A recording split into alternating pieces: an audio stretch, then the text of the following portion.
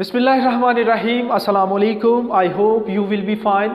आज हम जिस टॉपिक को डिस्कस करने जा रहे हैं उस टॉपिक का नाम है trust yourself and recognize yourself. अपने आप पर एतमाद करना या अपनी शनाख्त हम कैसे कर सकते हैं।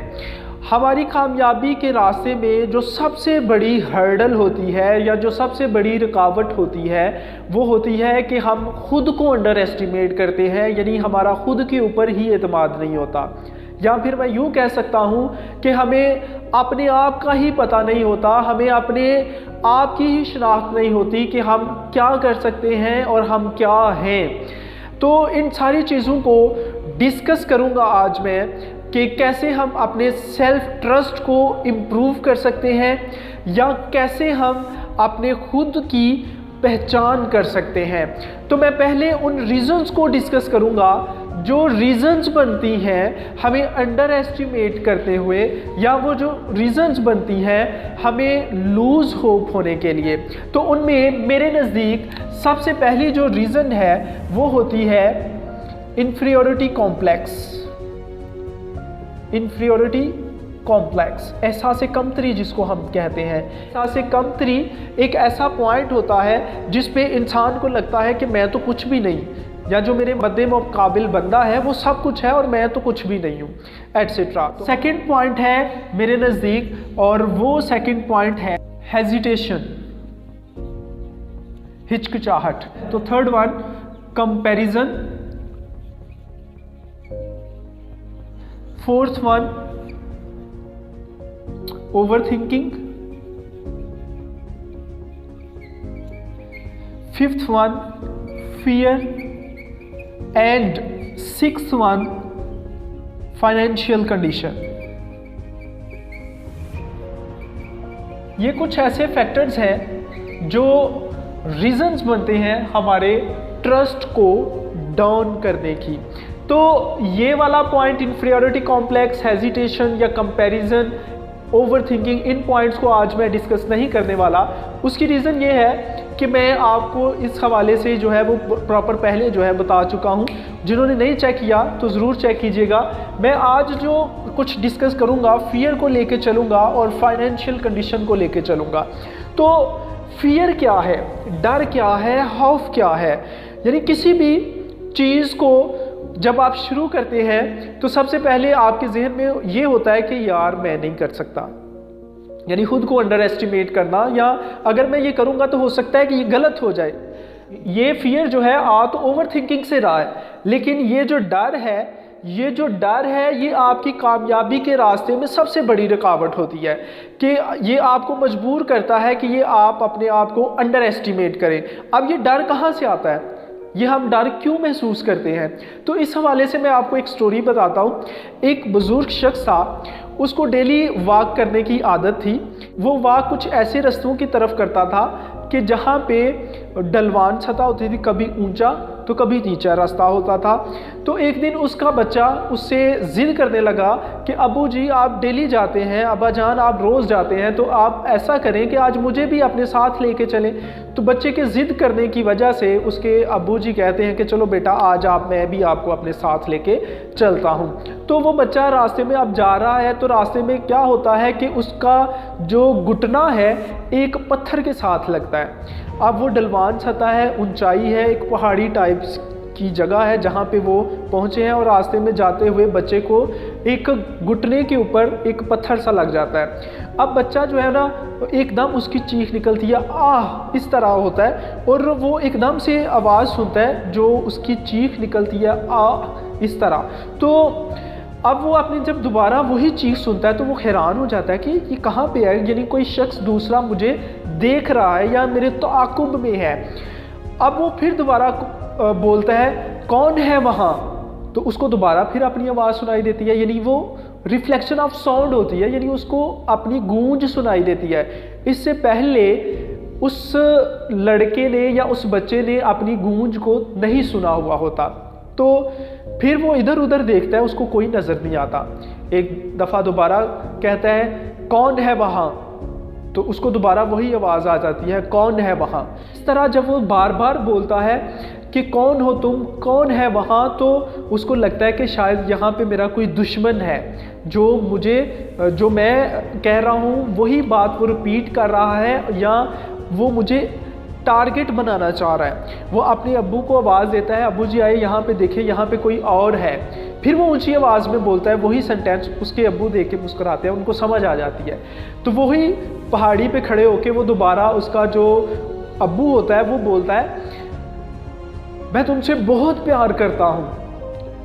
तो उसको दोबारा यही आवाज़ सुनाई देती है कि मैं तुमसे बहुत प्यार करता हूँ। अब बच्चा जो है कहता है मेरे अब्बू ने कहा मैं तुमसे बहुत प्यार करता हूँ, तो वो शख्स दोबारा से यही कह रहा है कि मैं तुमसे बहुत प्यार करता हूँ। फिर उसके अब्बू उसको समझाते हैं कि बेटा अपनी आंखें बंद करो और आंखें बंद करके तुम भी यही कहो कि मैं तुमसे बहुत प्यार करता हूँ।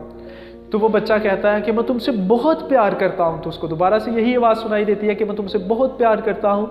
तो फिर उसके फादर ने उसको ये बात बताई कि बेटा जिस तरह ये आपको आवाज़ें सुनाई दे रही हैं, जो गूंज है ये कुछ भी नहीं है, ये जो इसी तरह बिल्कुल ये जो आपके अंदर का डर है ना, ये सिर्फ आपके अंदर की खुद की आवाज़ है, हकीकत से इसका कोई ताल्लुक नहीं है। यानी ये आपके अंदर की आवाज़ है जो आपको किसी भी काम को करने से रोकती है।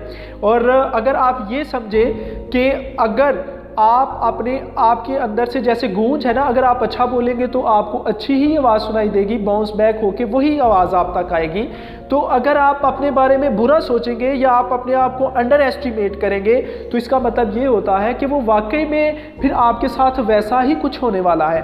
तो इसी से रिलेटेड मैं आपको एक मज़े की स्टोरी बताता हूँ, या जो वाक़या मेरे साथ हो चुका है कि बचपन में क्या था कि एक खड्डा होता था, तो हम दोस्तों ने मिलके क्या करना कि छलांग लगानी है तो इस खड्डे को क्रॉस करना है। और मेरे माइंड में कहीं ना कहीं ये चीज़ होती थी कि मैं ये खड्डे को क्रॉस नहीं कर सकता, क्योंकि मुझे डर होता था। मुझे लगता था कि मैं अगर इस खड्डे को क्रॉस करूँगा या भाग के आके जंप लगाऊंगा तो मैं गिर जाऊंगा इसके अंदर। तो वाकई में ऐसा ही होता था कि मैंने पीछे से आना, भाग के तो जंप लगाने की कोशिश करनी, तो मैं उस खड्डे में गिर जाना करना।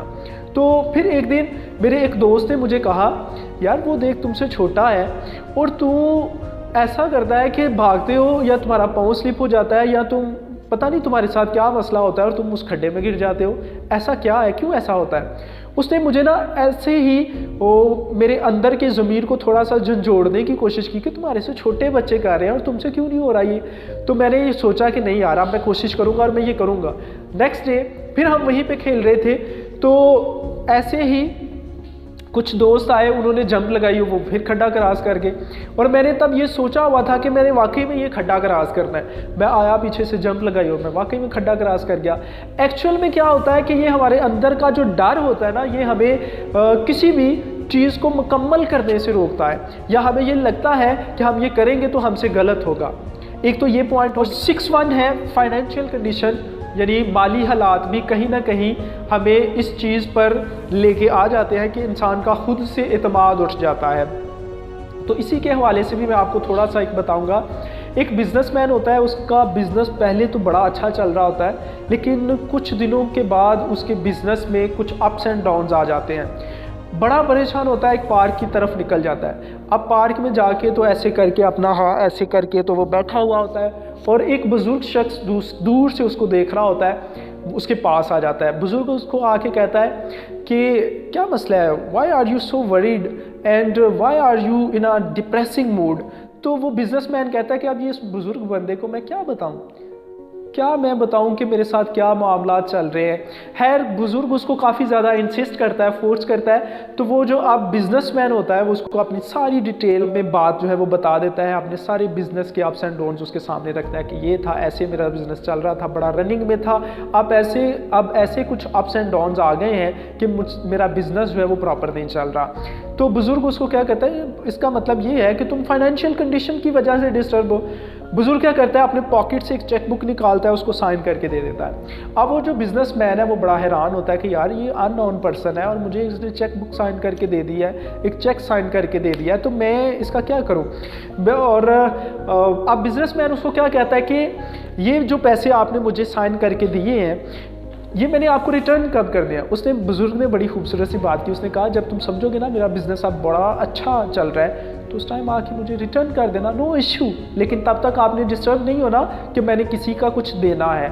खैर अब वो शख्स जो बिजनेसमैन होता है वो देखता है, सिग्नेचर चेक करता है चेक बुक के ऊपर, तो वो रॉजर टेलर के नाम से होते हैं, तो जो उस वक्त का अमीर तरीन शख्स होता है। खैर वो बिजनेसमैन उस चेक बुक को अपनी पॉकेट में रखता है और चला जाता है, अपने जाता है जहाँ पे भी वो प्रॉपर अपना बिजनेस रन कर रहा होता है, अपने सारे क्लाइंट्स को जमा करता है, अपने वर्कर्स को जमा करता है, उनके साथ बड़ी। अब जो उसकी जेब में जो चेक बुक होती है वो या जो चेक होता है उसको ये लगता है कि अब मेरे पास फाइनेंशियल कंडीशन की भी प्रॉब्लम नहीं है और मैं इसको जो है वो प्रॉपर तरीके से अब अपने बिजनेस को रन कर सकता हूँ, और जहाँ कहीं पे भी मुझे मसला होगा मैं अपने पॉकेट से या जो चेक है मेरे पास इसको इसकी मदद से मैं अपने बिजनेस के ऊपर पैसे लगा सकता हूँ और मैं प्रॉपर तरीके से इसको अपने बिजनेस को हैंडल कर सकता हूँ। तो उसका जो जज्बा होता है और उसका जो स्पिरिट होता है वो देखने वाला होता है। अब वो चेक बुक या जो चेक है उसकी पॉकेट में है, उसने उसमें से 1 रुपया भी खर्च नहीं किया, लेकिन उस चेक बुक ने क्या किया कि उसका जो ट्रस्ट है वो इंक्रीज़ किया, या जो चेक है उसने उसका ट्रस्ट इंक्रीज़ किया। ट्रस्ट इंक्रीज़ होने की वजह से उसने अपने क्लाइंट्स को इकट्ठा किया, अपने वर्कर्स को इकट्ठा किया, उनको गाइड किया और अपने बिज़नेस को दोबारा से स्टेबल कर लिया।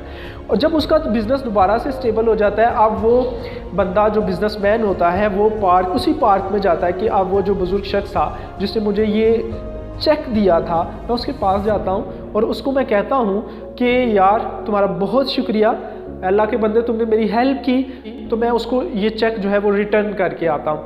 अब वो देखता है दूर बैठा हुआ वो बुज़ुर्ग शख्स, वो उसकी तरफ चलना शुरू कर देता है। उधर साथ ही एक भागती हुई लड़की आती है, यंग लड़की होती है, और वो उस बिजनेसमैन को कहती है बात सुनिएगा, आपने कहीं यहाँ पे बैठे हुए किसी बुज़ुर्ग शख्स को तो नहीं देखा? तो वो कहता है कि कहीं वो तो नहीं, वही उस बुज़ुर्ग शख्स की तरफ इशारा करता है, कहती है हाँ वही है।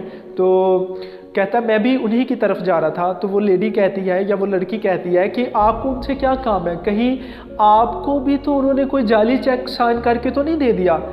क्योंकि उनको आदत है कि वो हमेशा रॉजर टेलर के नाम से एक चेक साइन करके देते हैं, जो भी उनको रास्ते में मिलता है वो खुद को रॉजर टेलर समझते हैं। वहाँ पे बिजनेसमैन परेशान हो जाता है। उसकी जो परेशानी होती है वो एक पीक पॉइंट पे होती है कि अगर मैं बिजनेस में फ्लॉप हो जाता या मैंने इतने रिस्क ले लिए तो क्या बनना था मेरा, यानी खैर ये उसके जहन में आता है। लेकिन कहने का मतलब यहाँ पे ये है कि तब जब उसको चेक साइन करके दिया गया, उसने चेक अपनी पॉकेट में रखा, तो उसका खुद पर एतमाद बढ़ गया। उसका खुद पर एतमाद बढ़ गया कि मैं अब कर सकता हूँ, हर चीज़ पॉसिबल है, हर चीज़ मेरे अंडर कंट्रोल है। उसने अपनी एबिलिटी को अंडर एस्टिमेट नहीं किया।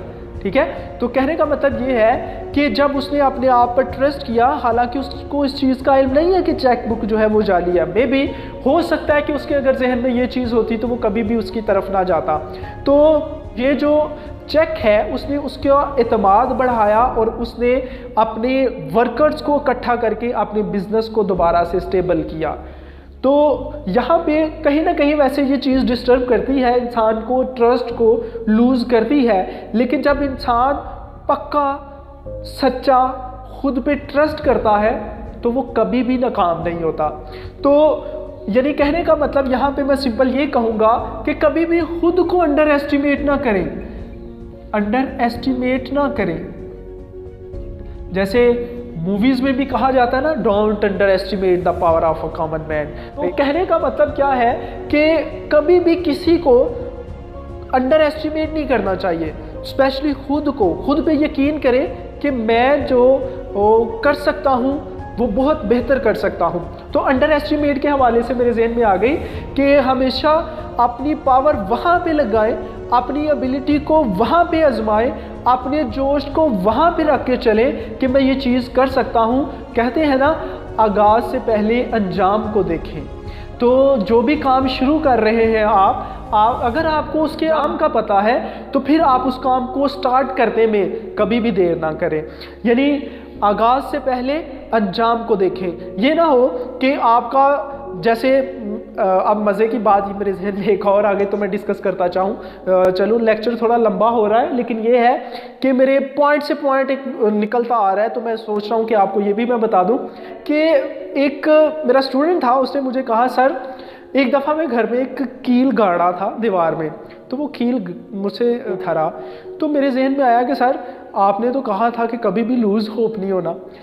वहाँ पे मेरी हंसी निकल गई। तो कहता है सर कि अब आप हंस रहे हैं, आपने कहा था मुझे लूज़ होप नहीं होना, कभी भी जो भी काम कर रहे हो तो उसको आपने पूरा करना है। तो अब ये देखें ना ज़रा कि आप काम क्या कर रहे हैं, उस काम को भी मद्देनज़र रखना है। जैसे आगाज़ से पहले अंजाम को देखें। तो अब उस जहाँ पे वो कील गाड़ा था ना, तो मुझे पता चला बाद में कि वहाँ पे एक हैवी किस्म की हर्डल थी, जिसमें से जो कील वो गाड़ा था उसके अंदर उसकी कैपेसिटी बहुत कम थी। अब ये ना हो कि उधर से समुद्री तूफान आ रहा है, हाँ जी मैं कर सकता हूँ, जी मैं कर सकता हूँ, दैट्स नॉट फेयर कि आप जी खुद को कहें जी मैं कर सकता हूँ, मैं समुद्री तूफान का मुकाबला कर सकता हूँ। तो ये बेवकूफ़ी होती है, अहमकाना सोच होती है, अहमकाना हरकत होती है ये चीज़। तो इस चीज़ से आपने बचना है।